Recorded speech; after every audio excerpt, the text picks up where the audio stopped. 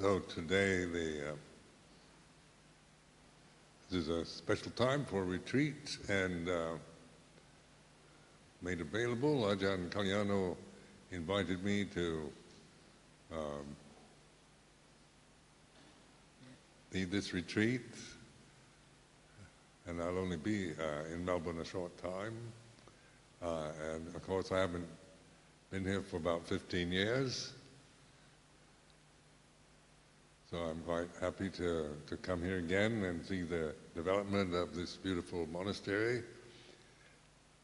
Now the 8 precepts is a kind of standard of reflection on behavior for this particular day. The 3 refuges, Buddha, Dhamma, Sangha.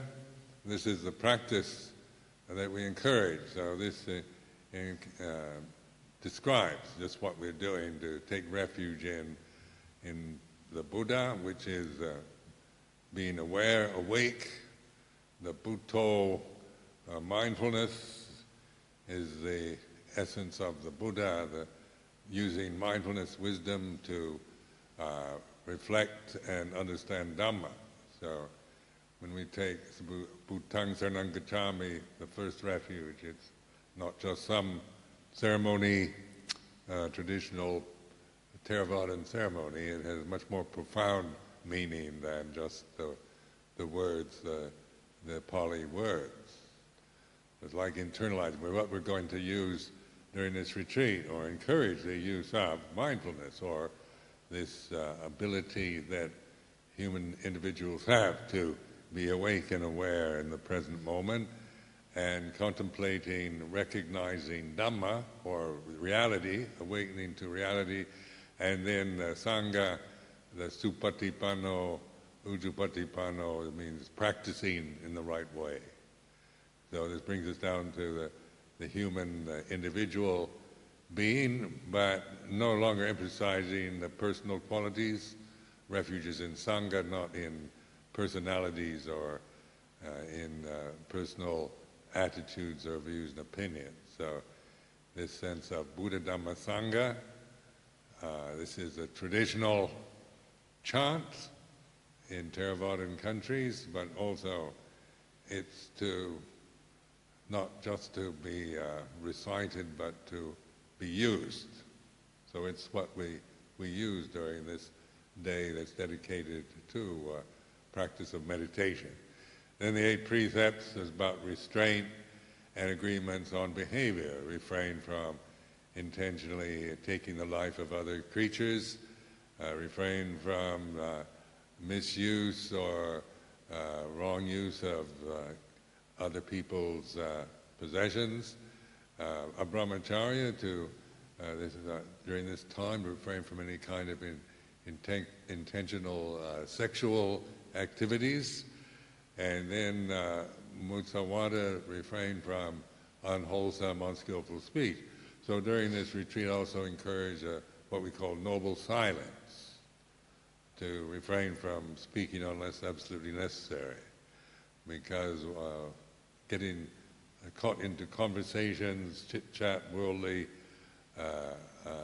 views and opinions stir up the mind, and during this day we're trying to not stir it up unnecessarily, but to calm the mind, and so where our reflective capacities are at their best. So I encourage on this precept, the 4th precept, Mutsawada, to expand it more to noble silence.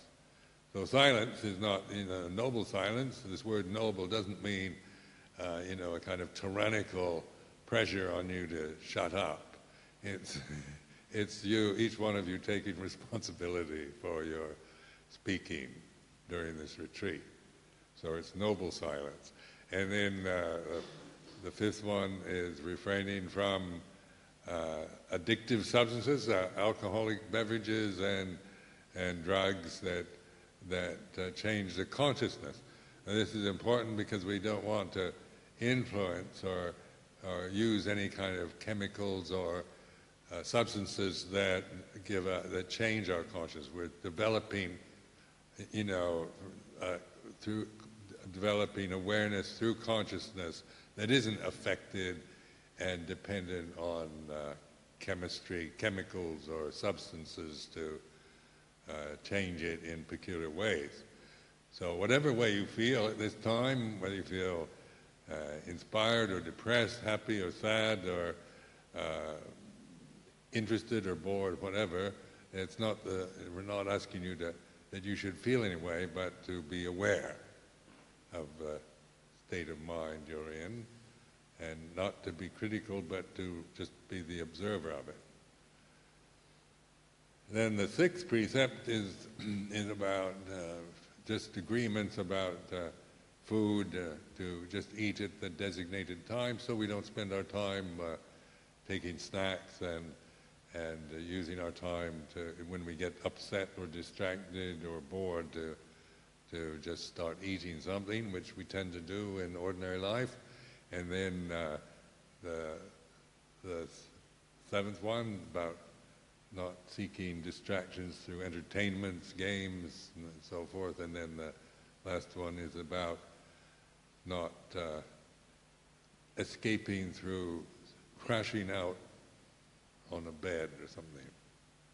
Not to seek a high and comfortable bed to sleep on. So notice that these 8 precepts they're kind of affecting everything: sleeping, sexual behavior, eating, the way that most people spend their lives watching the TV or playing games, partying and so forth, distracting oneself. During this time, with the noble silence and refuges, then we're here to observe, put ourselves in this position of the knower or the Buddho or the observer of our own habits, the way we are, the way we, our hopes, expectations, fears, desires, whatever we're feeling, with encouragement is to be aware of it for what it is, rather than to try to attain something, some desired state, or to become despairing because you feel bored or depressed or unhappy in some way. So notice the emphasis is not on seeking or attaining, but on awakening, opening, watching and observing. So in ordinary life, we tend to distract ourselves through eating, through chit-chat, using the telephone, entertainments and games and pleasure-seeking, or sleeping. So during this retreat, for this day, then of course we refrain from doing this, just to be the observer. This is an opportunity made available by Ajahn to give us an opportunity to look at ourselves in a way that generally we don't have such an occasion, such a good occasion or opportunity to do so.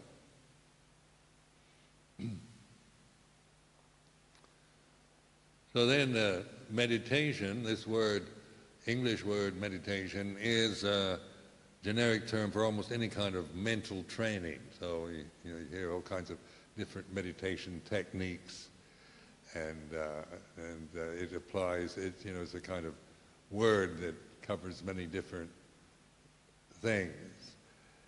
But the emphasis I'm making today is not on just tranquilizing or concentrating the mind, but on recognizing awakened consciousness. And so this is more like bhavana, what we call bhavana in Pali, or cultivating awareness. The emphasis on awareness or mindfulness, sati, sampajanya, satipanya, is, this is the real essence of the Buddha's teaching. This is what is unique about it. In relationship to other religions, the Buddha's emphasis on mindfulness. You don't tend to find, even though it's in other religions, it's not emphasized to the significant degree that it is in Buddha Dhamma. And the reason why is that this mindfulness, that we can actually free ourselves from delusion. It's the only possibility any of us have in this human form, to be liberated from the force of habits, greed, hatred, and delusion, fears and desires that we all experience in our minds, and that is common to all human beings. So this emphasis on mindfulness it's called the escape hatch. It's the only way we can, within the human form, that we can escape the death-bound conditions, fear and desire and all the rest. Now there's one of the scriptural teachings in the Pali Canon that I really have used over many years. It's a statement. I think this is a brilliant summation of the practice, and points directly at the here and now. So that it starts out with Ati Bhikkhave Ajatang Aputang Akatang Asankadang. This translates into English as, bhikkhus, there is the unborn, uncreated, unformed, unconditioned. And so this is an announcement. It's like a statement of fact. It's not a kind of speculative or metaphysical speculation about something called the unborn, uncreated.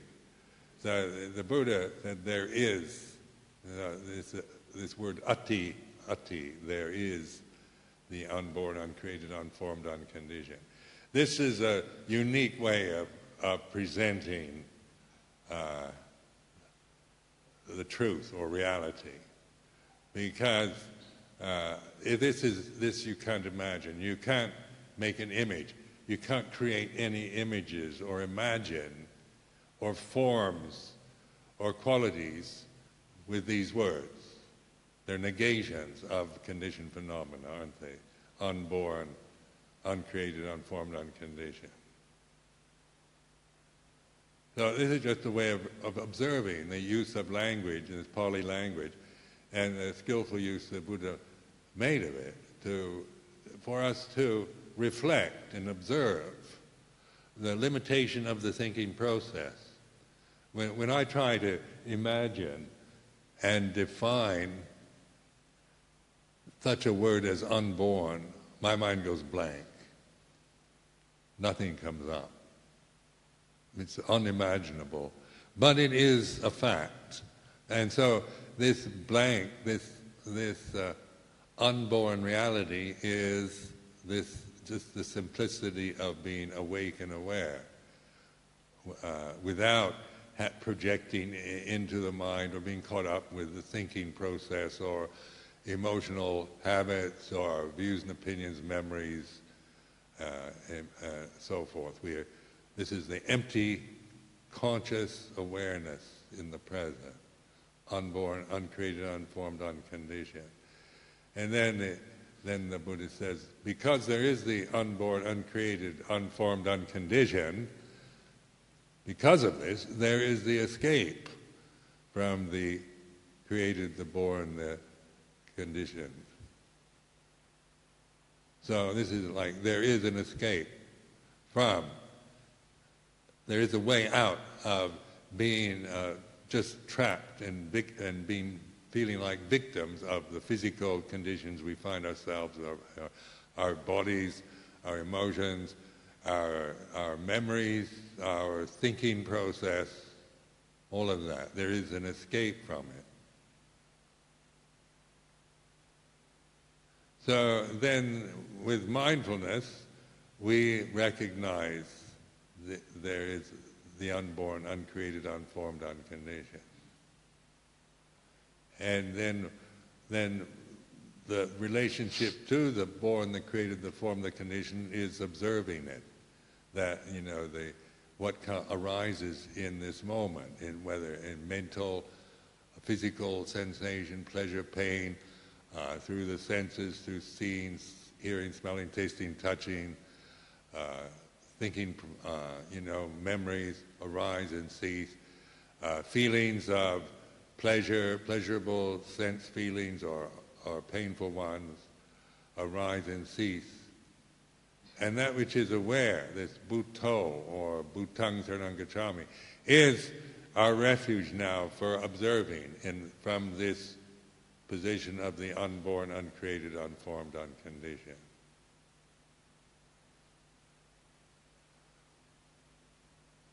Now this is, to me,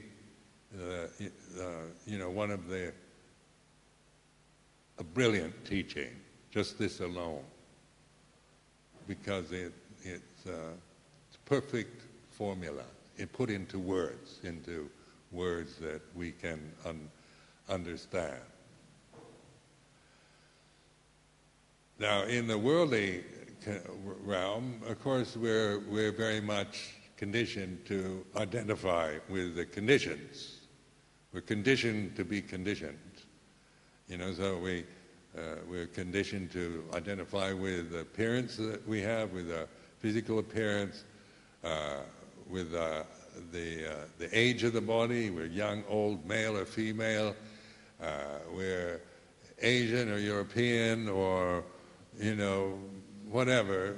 We tend to regard this as the real world. The real world is all the conditions. And in England, for example, some people come and say, you aren't living in the real world. I think the real world is like living in London with a mortgage and a debt and a lot of problems. And so at Amravati, it's not real. We aren't living in the real world. But it's real, believe me, that you don't escape the conditioned realm, no matter what you do, whether you're in London, in a city, or in a monastery. The conditioned realm is the body, and its sensitivity. This is a sense realm. We have to live a lifetime in a human form that is continuously feeling something. This is what sense means, being sensitive. It doesn't mean just having pleasurable, pleasant sensations, because sense always implies this duality of pleasure-pain, of pleasant and unpleasant.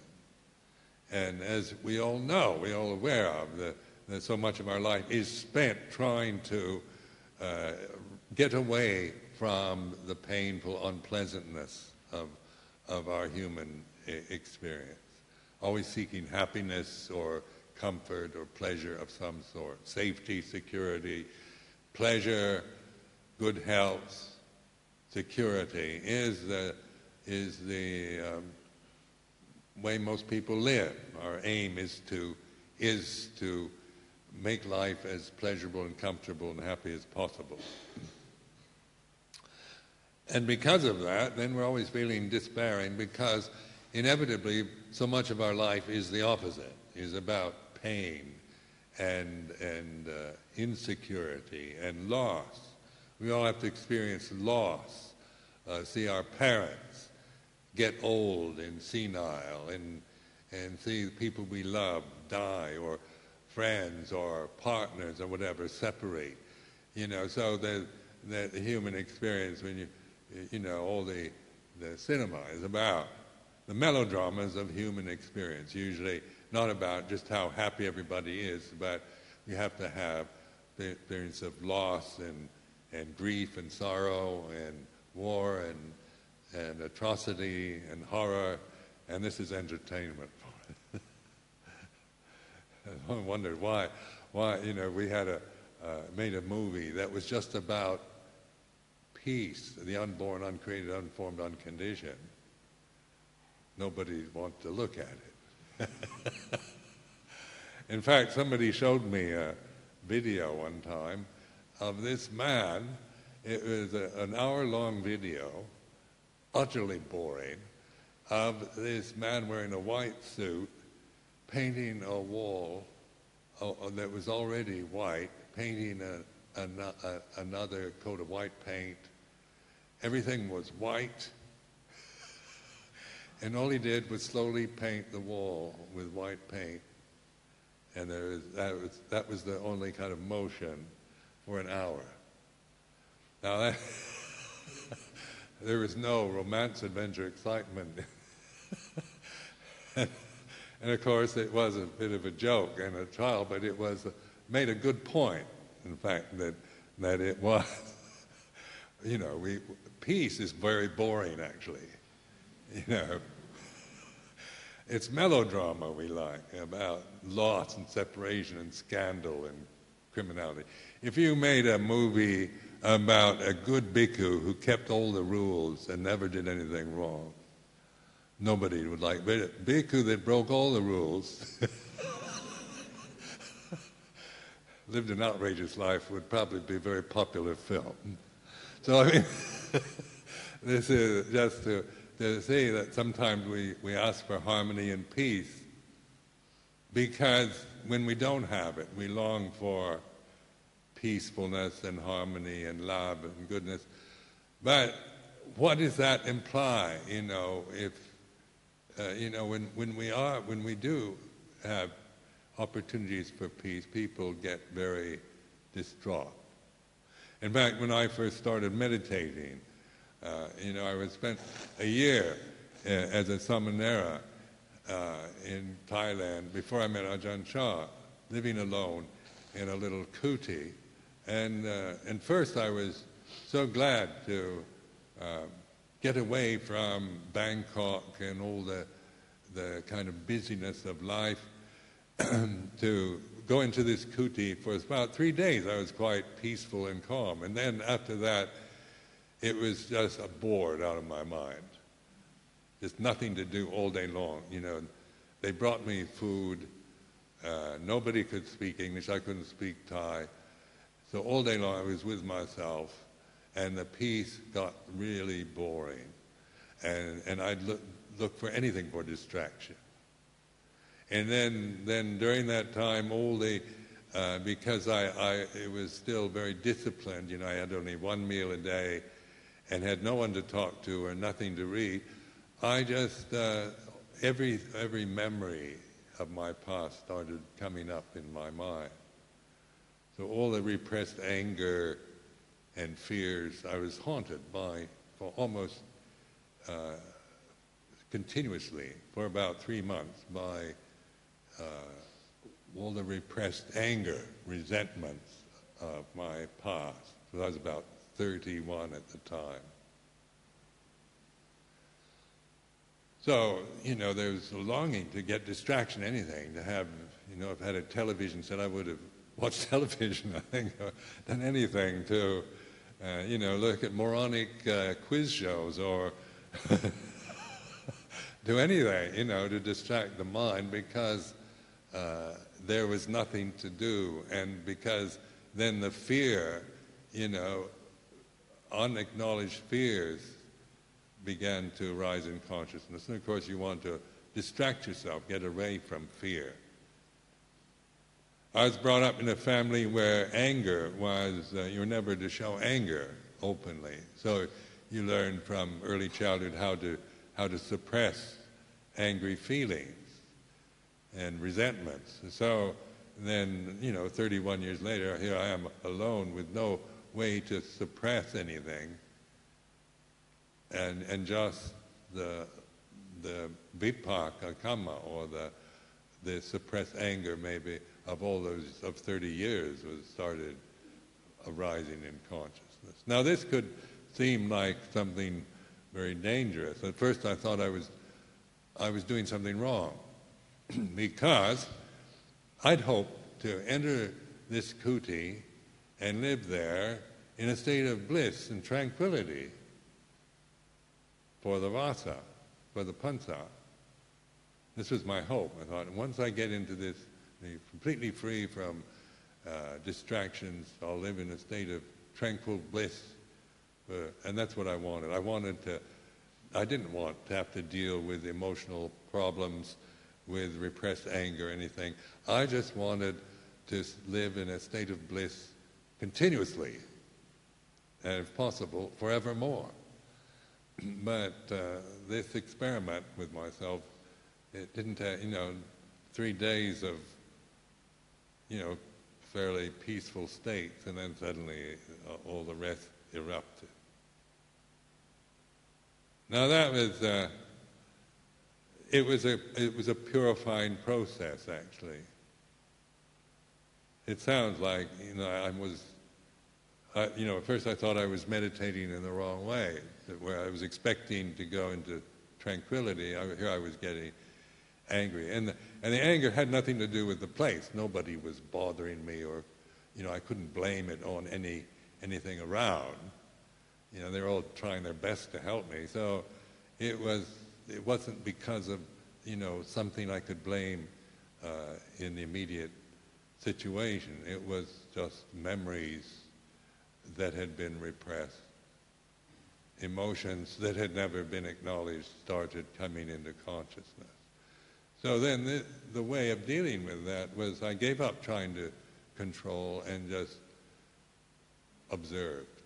So this Buddho, this being patiently observing, uncritical of the phenomena that arises in consciousness.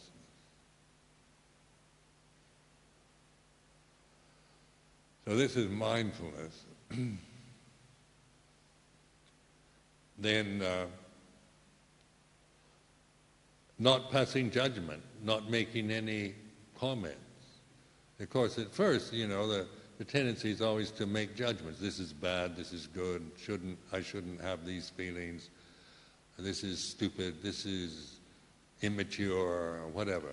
Way of putting value judgments on what was arising in consciousness. This also is not mindful, because we have this thinking mind, this dualistic function of thought, which always criticizes and knows what's right and wrong, good or bad. With mindfulness, it's not a critical process. It's not about judging, but discerning, observing, witnessing. Now, when I had a lot of insight that first year, and the following year I took the Upasampada, became a bhikkhu, and went to stay with Ajahn Chah. And of course, in the Thai forest tradition, they use this mantra called Buddho, which is the Buddha's name. It's very direct. And so I found this, just in alignment with what I'd been actually doing when I was a samanera. Because in Thai, you say you can use Buddho as a kind of mantra just to use one word, just like chanting it over and over again to stop the mind from wandering, like chanting or mantras, mantric meditations. You're focusing on just like one word, Buddho, and not letting the mind go off into its proliferating tendencies. But then also it means the knowing. It means knowing. It's about awakened understanding of the way it is. And so this made sense to me also, because this was something that I discovered all on my own in that year as a samanera. The only way I could deal with memories of the past and emotional habits that had been repressed was not through suppressing, but through observing, being patient, and being the witness, the Buddho, rather than the owner or the identifying with these feelings. Luang Por Chah always said, be the knower rather than the owner. So that was quite, in Thai, there were very kind of succinct and clever ways of talking about it. And so it's like being the owner of the condition is like, me as a person. This is my problem, my anger, my lust, my greed, my fears, and on like that, claiming everything. My body, my life, my opinion, me and mine. This is the personality. It's like, I'm this person, I'm Ajahn Sumedho, I am, on and on like this, got all kinds of identities. Or being the knower is no longer being the owner. So the body, like sitting here on this seat, is like being mindful of the body, not the one that's criticizing it or looking at it as a personal possession. So in meditation, starting, with meditation, we use the body a lot to observe it, not to just ignore it or to criticize it, to deny it, but no longer own it either. Our relationship to it is mindful of it, just like now you're sitting, the sitting posture. There's 4 postures that we use throughout the day and night in any kind of ordinary human lifetime, is the sitting, standing, walking, lying down. And so the Buddha encouraged us to observe, be aware of the body as sitting or standing or walking or lying down. Because that's what you do throughout the day. You're either sitting, standing, walking, or lying down. And we don't really notice, because when we sit, we usually are reading books, watching television, talking, chit-chat, thinking. And when we're walking, we're not really maybe aware of walking as such. We're aiming to go somewhere. So we say, you invite me to the refectory, the dining hall, and so I get up and I walk to the dining hall. Maybe I'm not aware of walking there.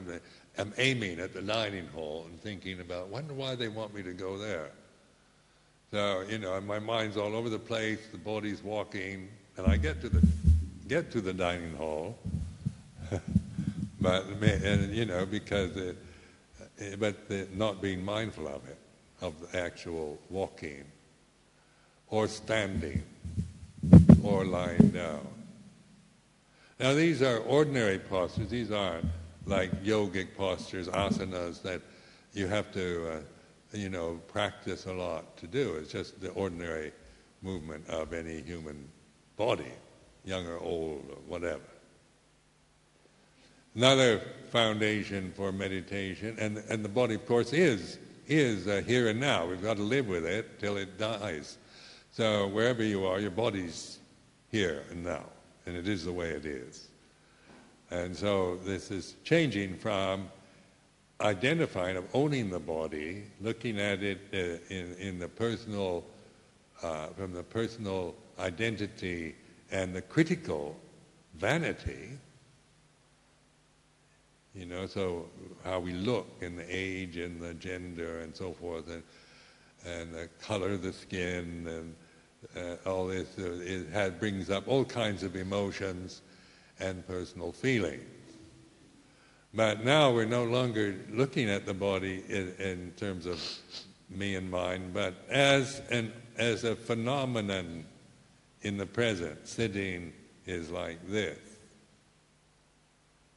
Sitting posture.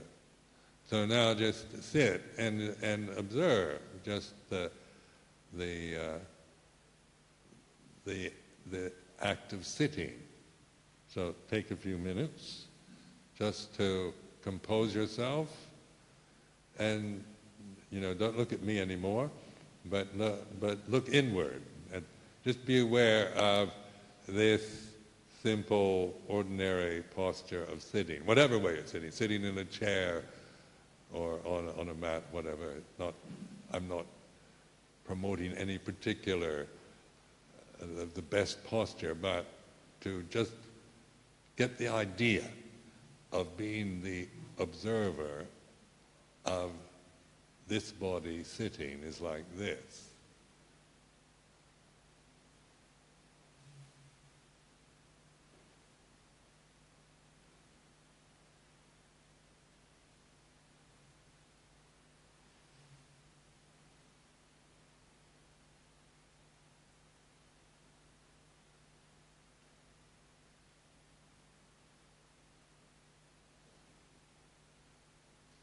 So you can be aware of the pressure of your body sitting on the seat. Is like this. Pressure. You're aware of maybe your hands, where your hands, your feet, any sensations. Yeah, they are what they are.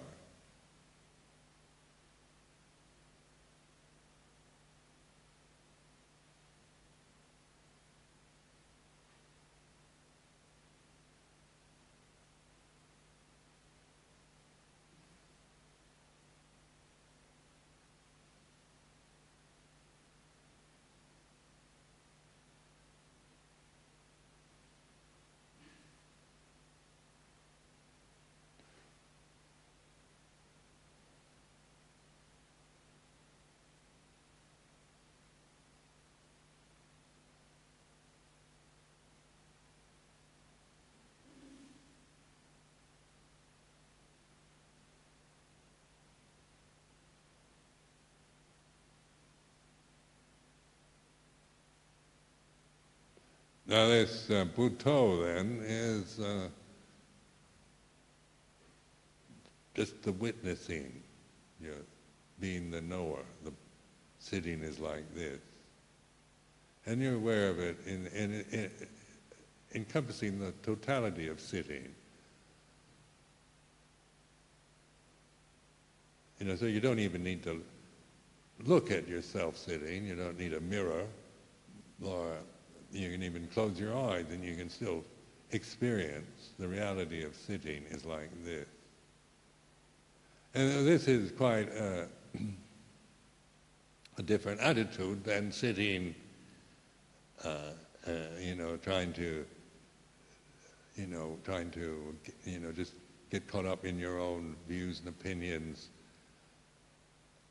But taking something ordinary that we do all the time, like sitting, and instead of just doing it out of habit, using it as a focus of bringing attention here and now, the reality of this here and now as the body that we tend to claim as some kind of personal possession. We're looking at it now from the Buddho position rather than the personal identity. So this is pointing at mindfulness, which isn't about criticism. It's not saying, commenting about how well you sit or how badly you sit. When it gets into good and bad, then it gets personal and value judgments. It's just sitting is like this. In England, for example, you hear people saying that, really practice, you have to learn how to sit in full lotus. Or you can't really practice meditation if you're sitting on a chair. And things like this. So people come to me and I can't really meditate because I can't sit on the floor. I can't sit in full lotus. I have to sit in a chair. And this is kind of like misinformation that gets to people. You get very strict, kind of perceptions of good posture and perfection of posture. With mindfulness, it's not about perfecting posture, but being aware, using the posture that we're experiencing. So if you're disabled or whatever, that's not an obstruction to enlightenment. Not about you have to be perfectly fit and healthy and that to be able to break through, to be free from and be liberated from conditioned phenomena. Now the same applies to the other three postures: sitting, or standing, walking, and lying down. Then the next. Then we use anapanasati, mindfulness of the breath. Because right now everybody's breathing. Breathing is a physiological function of the body. It's usually not associated with vanity of any sort. It's kind of, we don't, compare who breathes better than who. We can compare postures. we can say, she sits much better than he does, and things like that. We can, compare how straight our backs are, or how good we are in full lotus. But with breathing, we tend to, it doesn't even bring up any sense of better or worse. It is what it is. So with mindfulness of the breath is here and now. Now notice all these things are about the present moment. Sitting posture, breathing. So what you're doing is you're bringing attention to what's happening in the present moment that we tend to ignore, not pay any attention to in ordinary kind of life, where we're busy going places or thinking or planning or whatever. Our lives are busy, with doing, with distraction, with eating, sleeping, romance, adventure, excitement, whatever. It's always, going here, trying to get something, get rid of something, control something. So like on this day-long retreat, this emphasis on Paccuppanna Dhamma, or here and now. This here and now and mindfulness, and this is the escape hatch. It's the path to the deathless, to the reality of the unborn, unconditioned, unformed.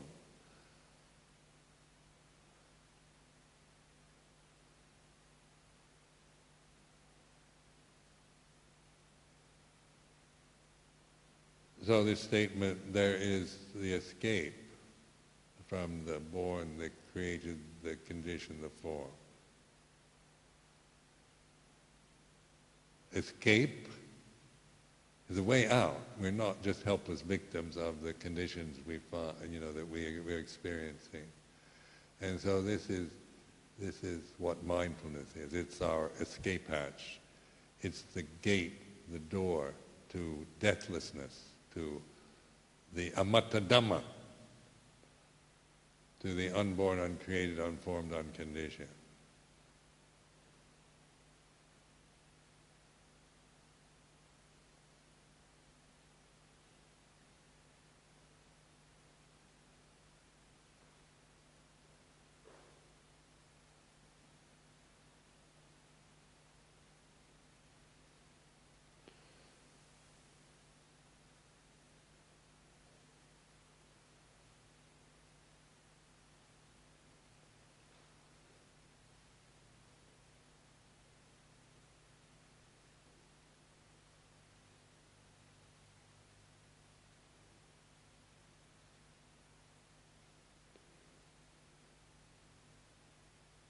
So mindfulness then, sati, there's two words, sati sampajanya, is our ability to remember here and now, this bhutto, here and now, Paccuppanna Dhamma, these words. These are taking these concepts of here and now, bhutto, which are words, but they're no longer proliferating with them, like thinking about them and judging them or analyzing, but using these words to remind ourselves, to be aware, to be awake, be present. Now this presence has this wide-ranging, all-encompassing. It's not about samadhi where you're focused on one point and excluding everything else. So like samatha meditations, say in contrast to vipassana, tend to be focused on an object. In the process of concentrating on the object, you shut out everything else. You just absorb into the object, and everything else is shut away, is ignored. With mindfulness and vipassana, like insight practices, it's about opening to totality. It's not focusing on one thing and concentrating, but putting yourself in this state of receptivity open attentiveness in the present. So it has this broad spectrum that includes. It's not exclusive. It's not dividing anything. It's not judging anything. It's not taking sides with any issues or any conditions, but because it includes. So this is like what I call intuition or intuitive awareness. It's the human ability that we have too. We can focus our attention, concentrate on an object, which most of us can do that in learning to read or do any kind of work. We have to concentrate on what we're doing, and to the exclusion of everything else. But in vipassana, we're not concentrating on objects anymore, but on them.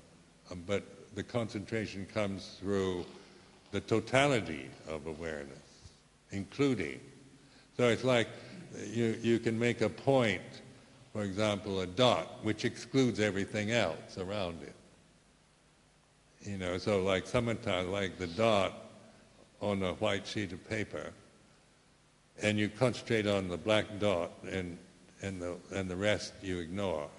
And then the vipassana is more the point that includes everything. So ekagata, or one-pointedness, can be exclusive or inclusive. And this is more of an attitude. This is a different way of looking. In the Eightfold Path, Samma Vayama, Samma Sati, Samma Samadhi, it's an inclusive samadhi. It's not the samadhi that excludes, but that includes. So in this is the escape hatch, in other words. Through seeing and knowing this from direct understanding, not just, I'm not asking you to believe what I'm saying. You don't grasp my words. They're merely pointing, that I'm trying to use language not for you to, argue about whether you agree with me or not, but how do my words affect you, when I talk like this? And the aim is not to try to shock you or make you believe in anything I'm saying, but to encourage you to recognize this gift that we have as human beings and to cultivate it in your lives, because it is the only possibility any of us have to be liberated from the death-bound conditioned realm.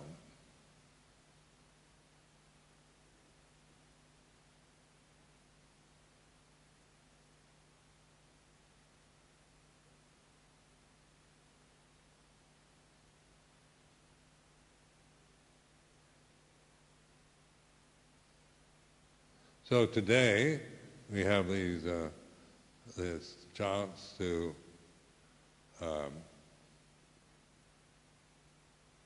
practice together.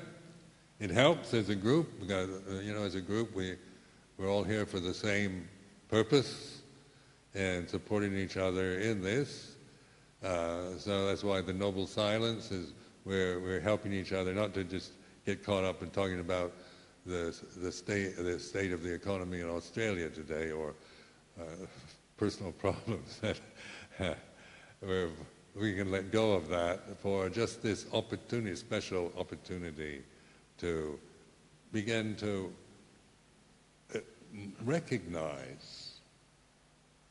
realize mindfulness, and to begin to recognize it and value it so much that you cultivate it. It's a way of living, in other words. It's not just a special day at BuddhaBodhivana Monastery. It's a way of living life in a way that we do not create compound problems in ourselves or in the society that we live in.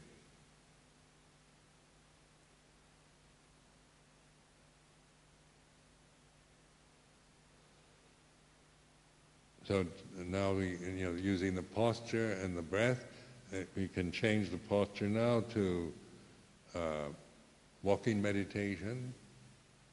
So I think it's a huge property.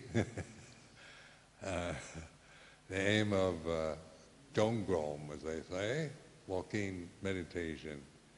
The attitude is, you can use it for concentration or for mindfulness.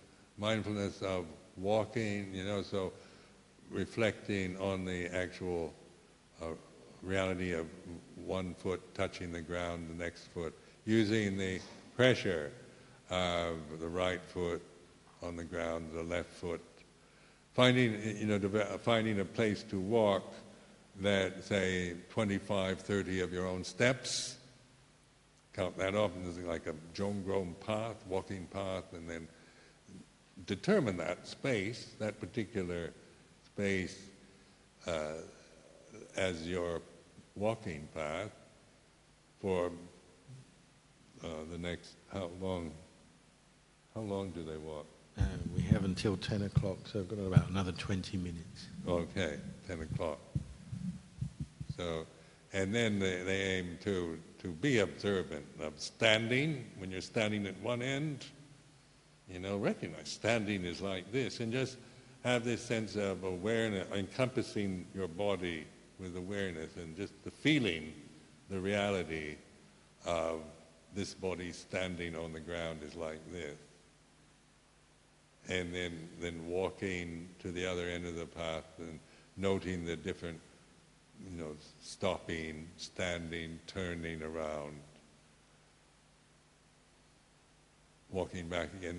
And Luang Por Chah has always encouraged us to use the normal pace rather than, say, a slow motion walk. My first experience with meditation was slow motion. And he didn't want me to do that, actually, when I went to Mala. So what Luang Por Chah's emphasis was on ordinariness. He's always using the Thai word tammada, natural ordinariness, tammada, tammachat, which is not exaggerated, So he wanted me to develop a mindfulness around walking, not too fast, not too slow. At first, as a kind of way of getting to be the knower of just the normal pace of my body as it's walking from this point to the next. So now I invite you to change your postures to standing and walking. You can go and find suitable paths